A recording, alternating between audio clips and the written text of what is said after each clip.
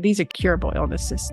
And they were very, very close to that. And one of the reasons why we did this Hope and Help thing was because I freak out when I hear about people that have reached their last thread and I haven't been able to inject into them the optimism that they need to hear from me, a frontline investigator, a frontline clinician. We are so close. This is not the time to give up on this field or yourself, as we are so close. So if I ever got one message across, is that we are already helping people a lot, but we believe that these are curable illnesses, not just treatable illnesses.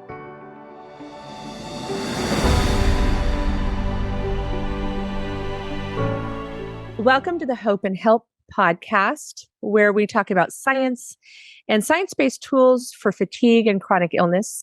I'm Haylie Pomroy, #1 New York Times bestselling author and the Assistant Director of the Integrative Medicine Program at the Institute for Neuro Immune Medicine. Today, I'm going to gather some pearls of wisdom about those of you that are suspecting or dealing with post-viral infection, post-viral chronic fatigue, ME, maybe long COVID. And of course, in order to do that, I am going to be joined by Dr. Nancy Klimas. She is the director of the Institute for Neuro Immune Medicine at NSU, as well as the director of environmental medicine at the Miami VA GREC. Dr. Klimas, thank you so much. I am so excited to gather all of these pearls of wisdom from you today. Great. I'm always glad to be here. It's fun being full of pearls and all. I will tell you, I wish that everybody could spend 3 hours in the clinic with you as their patient visit, but I recognize and I realize that that's not a reality for 99.99999% of the US population. And even though we do have people that fly in internationally, globally as well. So what I'm hoping to do today is take some of, or a distillation a little bit of your vast experience in this space and see if we can't just share some with all of our listeners today. I want to start with talking just a little bit about, if you can give me kind of the Reader's Digest version of how you became to be Dr. Nancy Klimas in this space and time. So yeah, I mean, there's a lot of reasons behind why I do what I do, but I will say that perhaps the main reason is that I am a feminist in my heart and soul, and I was so extraordinarily offended by the way the medical establishment was treating women with a very real disease and presenting to doctors that were not believing them. So I'd have to say, perhaps my passion started just from the hysteria diagnosis? Or the yuppie diagnosis? By the way, the women were just disregarded and misrepresented and treated to a whole bunch of antidepressants and things rather than treating their illness as the very real entity that it is. So maybe where it came from. Yeah, I also have other things. My mom had fibromyalgia, and I could see how much she suffered from that. That really blighted her life. And many, many, many of my patients are my friends. And so I know from not just from the doctor's office, but also from my own being able to share their lives in other ways, how much this illness has affected them. Wow. I actually didn't know that was a large motivation. It's been a very large motivation of my own too, even being in the nutrition and weight loss space, right? A lot of I always say the guilt and shame club, If thing is, what is this business that we're teaching our girls not to eat, not to respect themselves and be respected, and the bottom line is right. Now this is about respect. So, right. Well, that's wonderful. That's your own perceptions of what's wrong. And if you think something's really wrong, don't let somebody else tell you that it's not. Just get after it and try to figure it out. So, right. So I want to kind of dissect it a little bit today and talk about individuals that maybe haven't had a post-viral or post-episodic toxic injury diagnosis. Individuals that are just feel like they can't, like they're losing traction. They can't gain traction. They can't move forward in their health and wellness. They're having, fatigue, lack of sleep, pain, headaches. Like, how does a person what are some I'm looking for three things. This is me in my spreadsheets. I'm looking for three things that they can take action on. If a person's listening to this type of conversation, say, wait a minute, maybe that's going on with me. What are some of the things that they can take action on? There's a lot of differences from person to person. But if someone comes in, if someone's feeling like their life is different, that they feel fatigued all the time, ill, like not right, having trouble concentrating, thinking, perhaps has a lot of body pain, episodes where their heart's racing and they're dizzy and that type of thing. That is very serious stuff, and it's not to be ignored. It's not something that you can just say, well, if you get a good night's sleep, it'll get better. There are a number of different things that can be impacting people that have this illness. So in your head, you have to say, when did it start and what got this going? And you may not be able to figure it out. It may have come on kind of slowly, but often it came on post-virally. So becoming like a good historian of their health? Yeah, get an understanding. When did I start getting sick? Because sometimes you just tolerate an awful lot of misery. Right. Finally say, man, this isn't right. And then you have to go back in your head and go, when did I feel right? When was the last time I felt right? And sometimes you have to figure that out. And you might not, but if you can. I'll give my own example. I don't have ME/CFS, thank goodness, but I had something that was miserable. And I was wondering, what's going on here? Well, what happened to me was during the pandemic, I was working from home, and it turned out my home was sick, that I was being exposed to a tremendous amount of mold. Being a stubborn, seemingly knowledgeable, but not about yourself person, I let it go on and on and on and on until my friends were saying, all you do is cough. What's going on with you? And I finally got the workup, and lo and behold, I had something really profound going on, and my house was trying to kill me. So that was my experience. I had to go back and say, when did this start? Well, it started when I started staying at home all the time. Right. And then, why? Doctor, environmental medicine doctor who knows stuff. Why would that happen? Oh my gosh, what's going on in my house? Because it wasn't that obvious until I hired somebody to come check my house out. I had Dr. Sharon McQuillan, my splendid doctor, who did my work and sent this lady to my house. And no matter what I said, she made sure she came, and she said, aha, look what's going on. And she solved my problem. Hi, it's Haylie Pomroy, your host. Did you know that the world's largest single environmental health risk is air pollution? That's right. We are being bombarded by toxins every single day because they are in the very air we breathe. But don't worry, there is hope. Whether you are dealing with fatigue, mast cell activation, an autoimmune disorder, long COVID, viral reactivation, inflammation, anxiety, or depression, all of it can feel overwhelming. I know firsthand what it feels like to fight to find real impactful solutions to your health struggles. I have been where you are. But one thing is crystal clear. We must address the environmental and toxic burden in our bodies. Let me help you do that. Go to HayliePomroy.com/detox and download my free Detox Decoded Masterclass.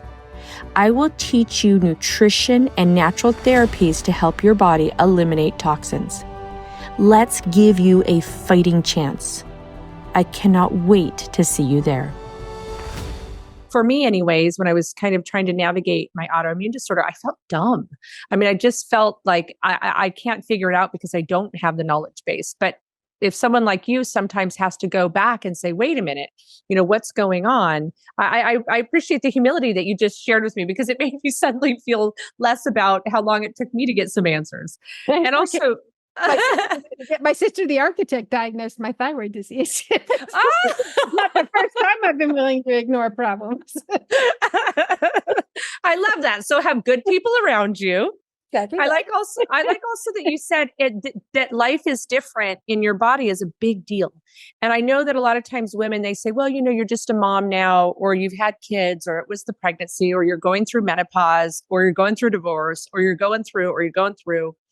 And all these things are symptomatic of you having the inability to manage your stress level, or your right.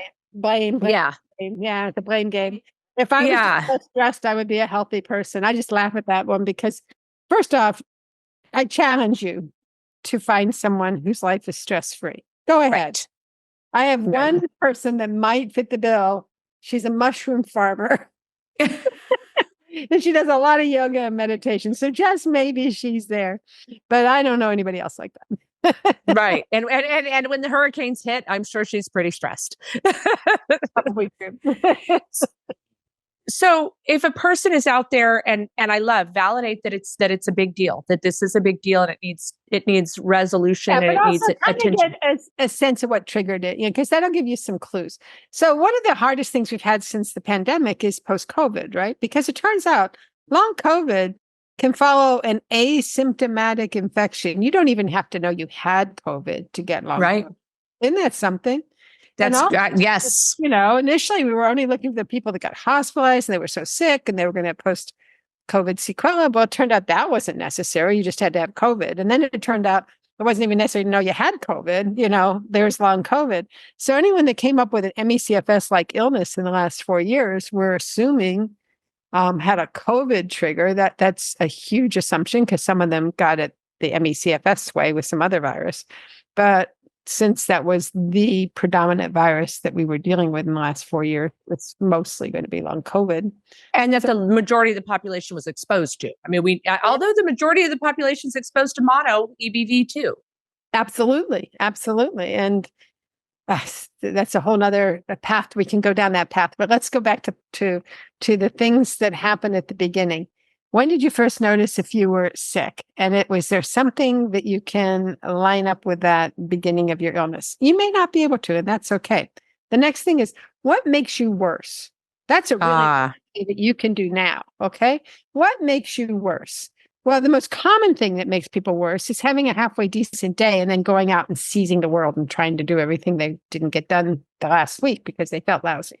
That will always cause relapses. So getting the understanding of the cycle of exertion-induced relapse is a very common thing. And getting a sense of how to prevent that follows. If you don't recognize it, you can't fix it. But there are other things that trigger. And like look at my house. If somebody had been in my house with MECFS, right, had been really, really sick. Thank God that none of my house guests in that window of time were ME patients. That's an example.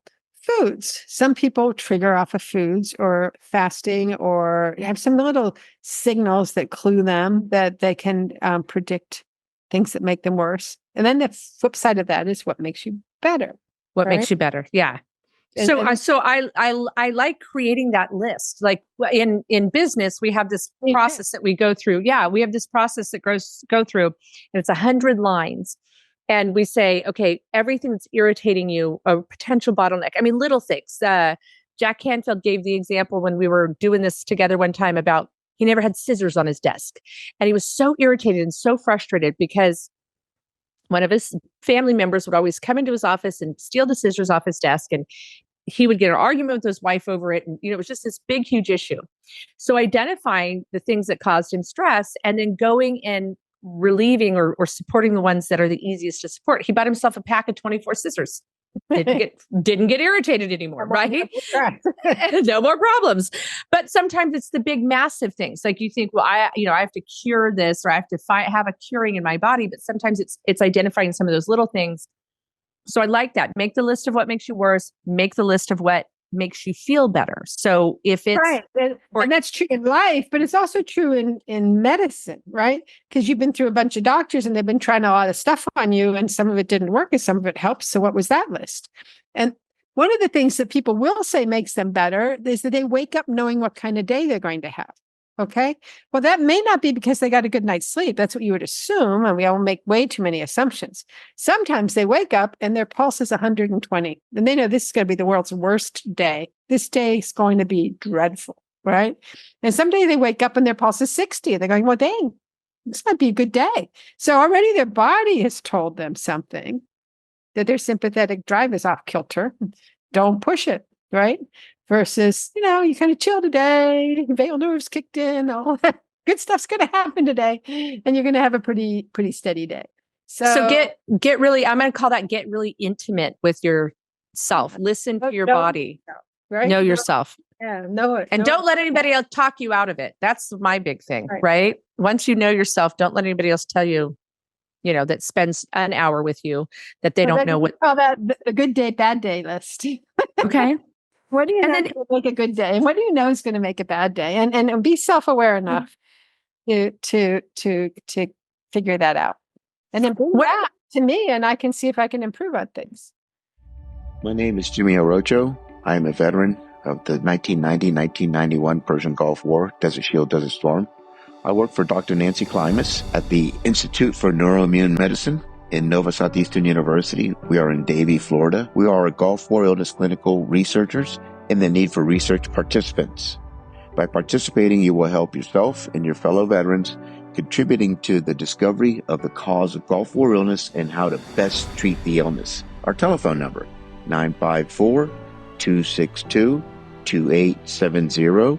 Our email, QuickTick, Golf Whiskey India Charlie Tango India Charlie @nova.edu. We do also decentralized clinical trials. That means that you may be able to participate in this research from your hometown. Thank you very much. what about someone that's recently been diagnosed? So the recent diagnosis people are struggling with a great big diagnosis that's complicated, and Right.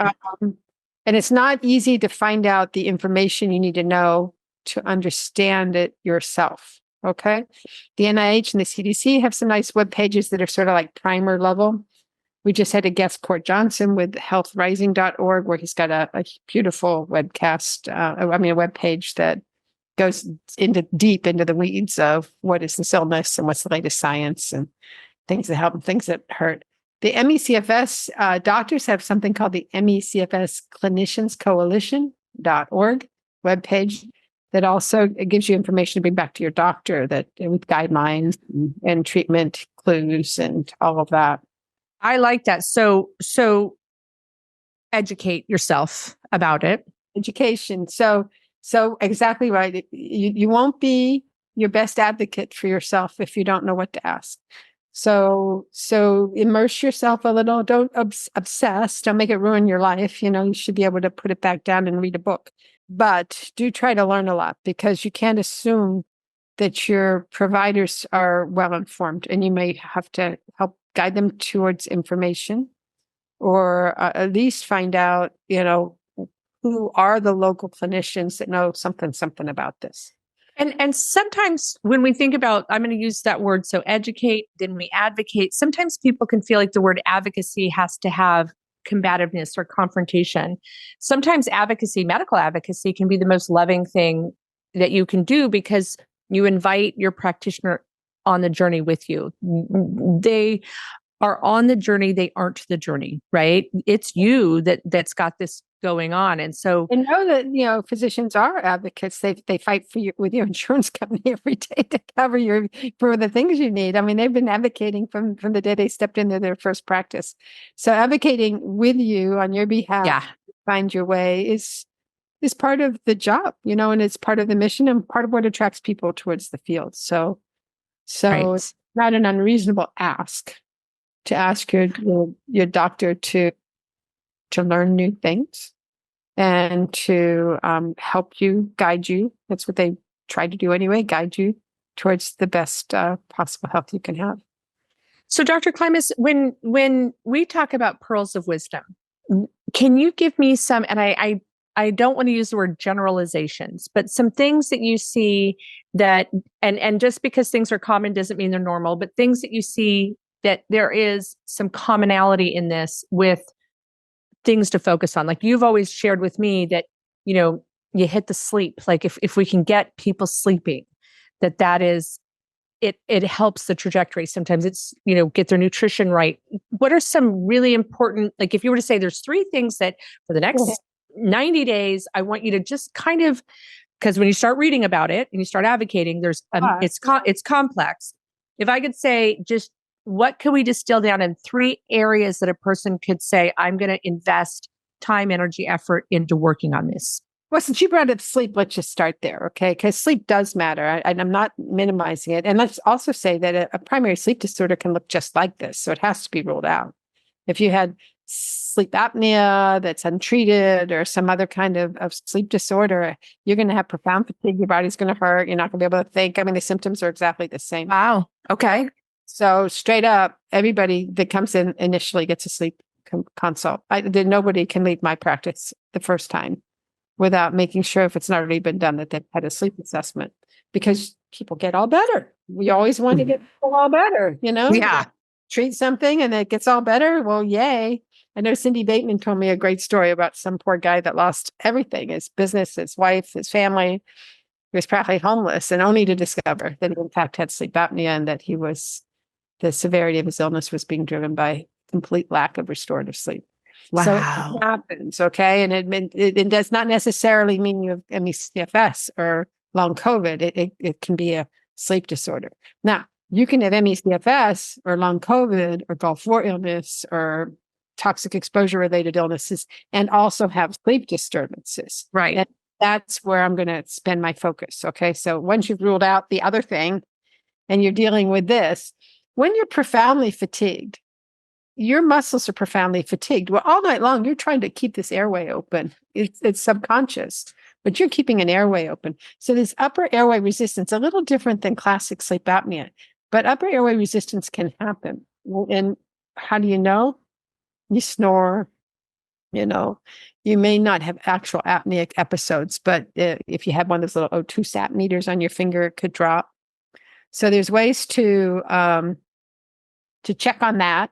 And there's simple things you can do. If you sleep on your side, you're not going to close your airway as much as if you sleep on your back. Simple things. These are so simple. The other thing that happens a lot with sleep with our patients is they're so tired during the day, they take long naps. Well, then they're not tired at bedtime.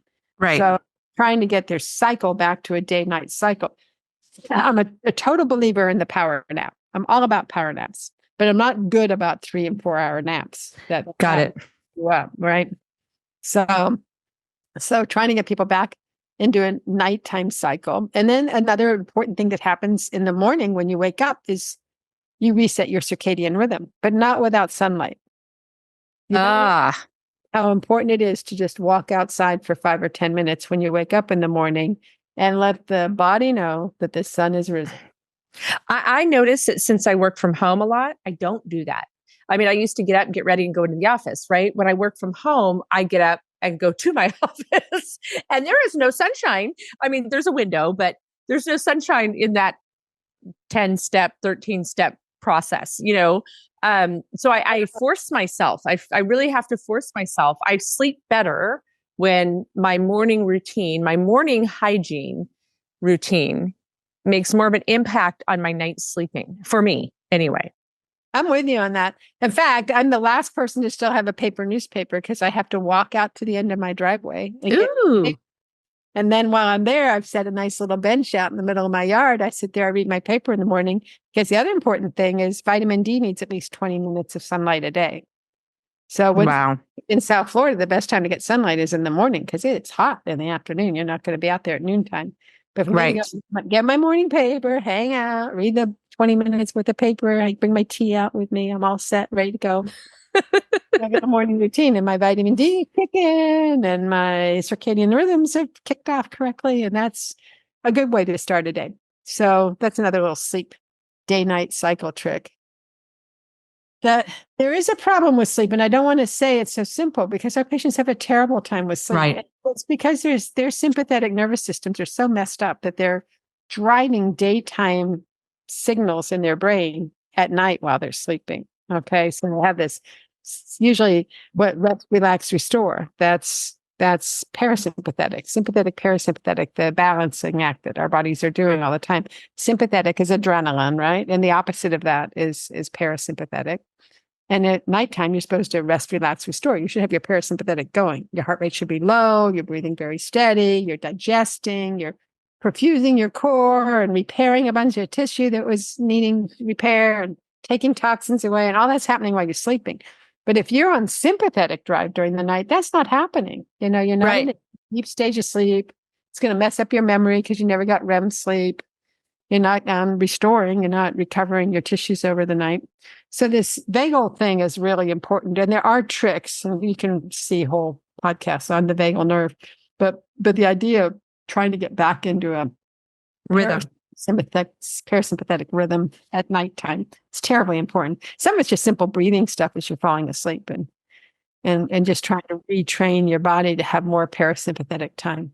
Looking at everything all the time. And I love to look at, they used to call them chat rooms. Here I go dating myself again, right? Chat rooms with my yellow pages and my Reader's Digest. But in community, Reddit, I'll be cool for a minute. People talk about that is, so that's people talk about, doing therapies like low dose naltrexone and melatonin. I mean, there's a lot of different things that you can work with your team to address, but addressing sleep is a big deal. Yeah, taking that on. But if you're going to take that on to a doctor, I often talk about using your doctor's time wisely. I'd make an appointment for just that and then make another appointment for something else because it takes some time to unravel the sleep thing. I love that suggestion. Don't just jam up an appointment with your 5 things you want to cover with your doctor. Make 5 appointments if you have to. But if you got something that needs some deep thinking and working through, sleep is one of them. And what would be another one? Like if I'm again, the person's been diagnosed either long COVID, viral reactivation, post-viral infection or post-viral illness, we're going to focus. I'm going to say, look, just because it is so complex, we're going to focus on sleep. What comes next? I'm a nutritionist. That's a really good idea. And it depends a little on the individual, what's bugging them the most. But I would, the big ones. Okay. Sleep is a big one. Dysautonomia. It's a huge deal. And we can spend a whole visit just on trying to get the autonomic nervous system moving in the right direction. Easily. The autonomic nervous system is important. That sympathetic, parasympathetic thing I was talking about. But it affects so many things. And that's where POTS is and, slow gut motility and gastroparesis and all these other symptoms. People come in with 1,000 different symptoms. But when you look at their underpinnings or diagnostic codes, and you're like, well, that's autonomic and that's autonomic and that's autonomic. Underneath it all, it's, the balance of sympathetic, parasympathetic. That's the whole visit. Easy.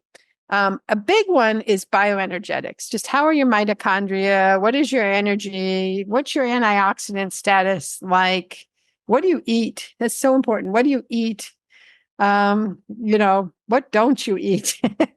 What are your supplements? Are your supplements making you feel better or aren't they? Do we need to do a do-over and start over? There's very sophisticated ways to measure nutrient balances. We do that a lot in our clinic with different types of just laboratory tests to measure levels of many, many dozens of things to try to understand the status of critical bioenergetic vitamins and other things, the antioxidants and the way the pathways are working, if anything's hung up. And the genetics of that's all kind of a big messy appointment, but it's a terribly important appointment to try to untangle. Yeah, it's hours. I envision in my brain while I'm listening to this, because I always try to go, well, how do I put it into practical aspect in a clinical setting? And I go, okay, we talked about, educating and advocating and learning, and then the big hitters. So I'm going, okay, so like Monday, Wednesday, Friday, like Monday, I'm going to learn all about sleep and sleep hygiene and, all. Think about learning about things too. Yeah. Because sometimes if you can set them down, you're also like when you talked about obsessing over it, like you can set it down and you can say, today's my focus on sleep. Wednesday's my focus on dysautonomia. I want to learn about POTS. I want to check my blood pressure. I want to see, and there's some like compression stockings. There's some really non-invasive, nurturing, profound things that can make a difference. And then maybe on Fridays, I'm going to focus on what is my nutrition protocol? What is my supplement protocol? Get that organized, get that defined, so that you're not every night or every day going, I'm not sleeping and my didn't work well. And, I don't know, just kind of sometimes those little bite-sized learnings, because this is, I think, complicated. It's a good way to manage a doctor, because, one of the things, our visits are weird because you get 2 hours initial and a 1 hour follow-up, and you can actually cover some ground. But the average doctor's spending 20 minutes with you. Right. Oh, wow. 20 minutes, 7. If you're lucky. Yeah. for a high complexity visit. I will say one thing that I didn't mention, and we talked just recently about things that have changed. And one thing that changed for us that's helped us is that Medicare changed billing to allow long visits for high complexity. disease. And that has changed how much time you spend with your doctor. If they can check the right boxes, they are allowed to spend more time with you. So, right. But be organized. Be organized and be succinct. Don't waste it. I mean, I have to honestly say, because so many of my patients, they check on my grandkids, I check on their grandkids, has things, I'm always, oh, shoot, I just used 10 minutes of your time. Now I owe you an extra 10 minutes. Oh, so chatty. Chatty. But that's the point is, use your time with your doctor wisely. And one way, when you're particularly in these early stages, when you're just getting your management together, to spend enough time on the big complicated things that you come away knowing what the plan is and why. Now, later on, when you're, okay, this is my dysautonomia regimen, and this is what I'm doing for SUPs, and this is what my sleep is doing, and my immune system and the virals, blah, blah, blah. I know what I'm doing. Now I come in for a follow-up appointment, I tick two and say, right. This, and this is doing well. And, I'm having some symptoms over here. And then you can be the whole person that you are in a single visit. And cover all the tabs, but initially, sometimes it takes multiple visits to get the different bits organized enough that everyone's in agreement on what the plan is. I agree, I love this. And if everybody, I mean, this is like, just how to start tackling this 101, right? And I'm just going to distill it down, that if your life is different, if you're feeling different, if it doesn't feel right, that's a big deal. That you want to become a good historian for your health. When was the last time you felt better? When was the last time you felt good? When did things change? What did you notice first? I love making a list of what makes you worse, so you don't have to think about it. It's just easily identified, and what also makes you better, and double down on that. I love to educate for yourself, to advocate for yourself, and then to start focusing on some of the things that I don't want to use the word basic because they're really profound. If these three things were under control, if everybody said, Dr. Klimas, we're not going to send you a patient, we're going to first take care and work on their sleep, their dysautonomia, their nutrition, and their supplementation, and then we'll send them to you. You would be like, whew, thank you. Right. Getting them organized, right? I could do 30-minute appointments. That'd be great. Right. But the patient you guys can do that. All of you out there, you can start to just take these kind of concepts and get organized with the process. You're in it for the long haul, right? This journey is one where the more versed, the more organized, and it's really hard because you feel not well or awful or having cognitive issues, but also don't hesitate to ask for help. If you have this kind of instruction manual, right, this 101 that Dr. Klimas just set out, you can hand that to a friend or a loved one and said, hey, I need you to help me, become a good historian. Can I just dictate this to you? What makes me worse? What makes me better? And get help and support for that. Dr. Klimas, any other pearls of wisdom that you want to, I just wanted to give people a starting place. The immune system, since I am an immunologist. Please.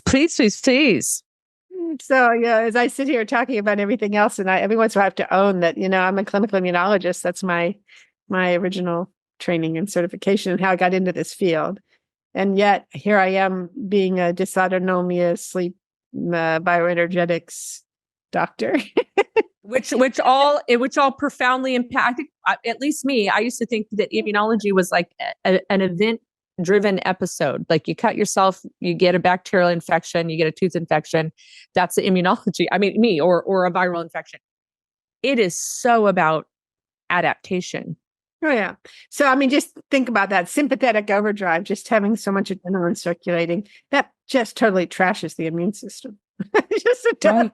So you can't say separate these, that they're not silos of thinking. They're very connected ways of thinking. And so you have to fix them, right? That's really important. But back in the immune system space, there's another really important thing to notice, which is that the part of the immune system that's not working the best is the part that's antiviral. Okay.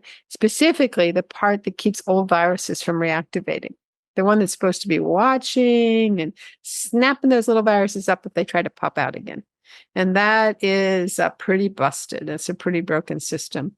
And so we spend a lot of our time trying to repair the immune system And then the other thing that's wrong with the immune system that is driving a lot of inflammation, and particularly inflammation in the brain.